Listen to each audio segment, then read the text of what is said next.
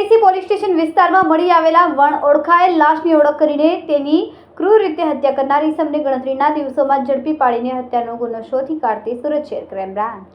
સુરતના સચિન જીઆઈડીસી વિસ્તારમાંથી મળેલી અજાણી મહિલાની લાશની હત્યાનો ભેદ ઉકેલી સુરત શહેર ક્રાઇમ બ્રાન્ચે ગણતરીના દિવસોમાં જ આરોપીને પકડી પાડીને સફળતા મેળવી છે. ગઈ તારીખ 8/5/2025ના રોજ સચિન જીઆઈડીસી પોલીસ સ્ટેશનની હદમાંથી એક અજાણી મહિલાની લાશ મળી આવી હતી, જેને ગંભીર રીતે માથા અને ચહેરા પર ઈજાઓ હતી અને હત્યા કરવામાં આવી હતી, જેથી ઓળખવી મુશ્કેલ બની હતી.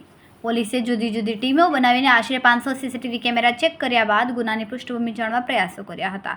તપાસ દરમિયાન સીસીટીવીના આધારે મૃતકની ઓળખ મુન્ની દેવી ચૌહાણ તરીકે થઈ હતી.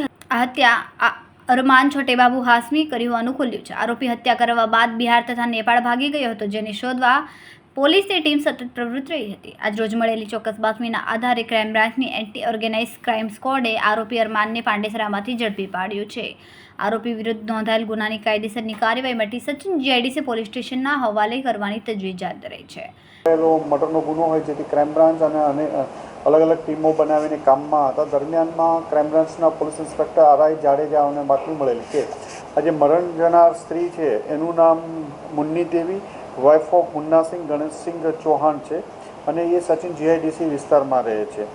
મૂળ તે ઔરંગાબાદ બારૂદ જિલ્લાની રહેવાસી છે અને ઘણા વર્ષોથી સચિન જીઆઈડીસીમાં રહે છે.